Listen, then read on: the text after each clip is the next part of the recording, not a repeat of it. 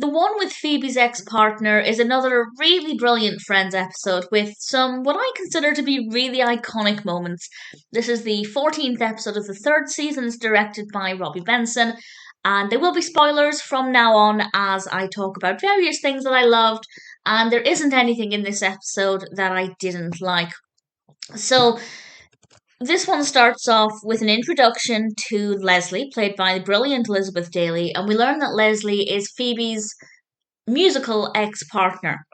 And Leslie went off to make a career for herself selling jingles, and Phoebe was devastated and really hurt by what she considers to be betrayal. And Leslie is in the coffee house in Central Park and is trying to get back with Phoebe and start to make music again, but Phoebe's not interested. Or is she?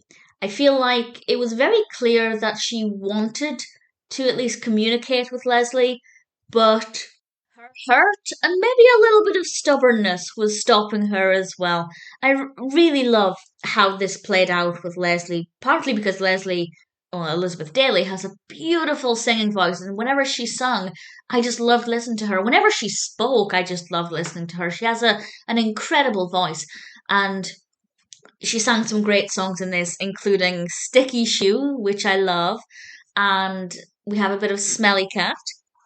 Seeing the kitty litter commercial with Smelly Cat was a lot of fun. I wish it was a bit longer. The clip is very, very short, but I really thoroughly enjoyed that. And just everything about Elizabeth Daily in this episode and Leslie's story, I really thoroughly enjoyed.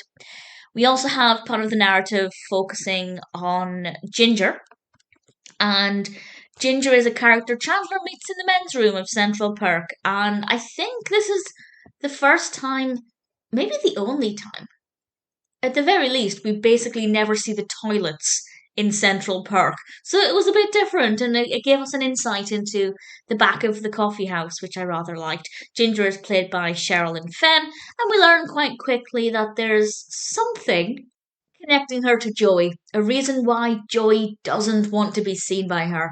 And we learn in not many scenes later, we learn quite quickly it's not suspenseful for too long. I think maybe they could have held the suspense a little bit longer.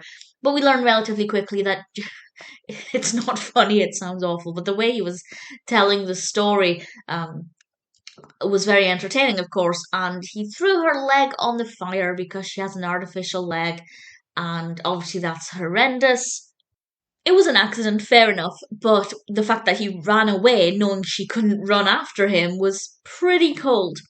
The weird thing about Joey is that Joey could do anything, and I would still love him. I guess that's the same about all of the friends, but there's something about Joey that's just so sweet and innocent and lovable that whenever he does anything wrong, I just want to hug him and say it's okay, it wasn't your fault, you didn't mean it. And this is definitely the case here. Chandler and Ginger, I thought could have made a really good pairing, but then Chandler has a nubbin, and apparently Ginger is weirded out by the nubbin, and it was a very interesting moment. Of course, Chandler then gets a nubbinectomy, as he calls it, and I have to say I'm a little bit devastated. I wish he had the nubbin for life because it's part of him. It's part of his character. And he had that moment where he realized he might have just lobbed off the source of his comedy. Of course, we know that's not true because Chandler is very, very funny in all of the episodes after this.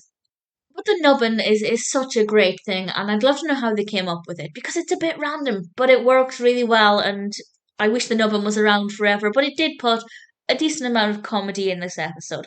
The third focus in the episode is Ross and Rachel, and the fact that, well, Ross goes on a bit of an emotional roller coaster because he finds out that Mark has left work because he's got a better job, and Ross is elated, but then Rachel goes to a conference or a lecture on Saturday, and Mark's going to be there, and Ross is not happy about that. So Ross, he decides to go to the lecture with Rachel, and he is bored.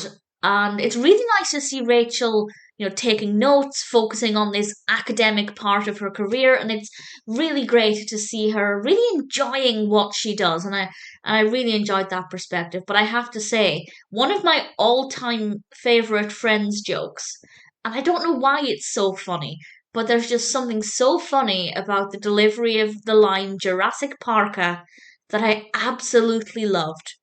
It's a great episode. The weirdest part of the episode is when Monica and Phoebe are sitting at the kitchen table with a Ouija board in front of them. It's so bizarre. I don't think I'd ever noticed it before, but it's a very peculiar moment, and there's no comedy surrounding it or anything. It's just a Ouija board on the kitchen table. Very strange.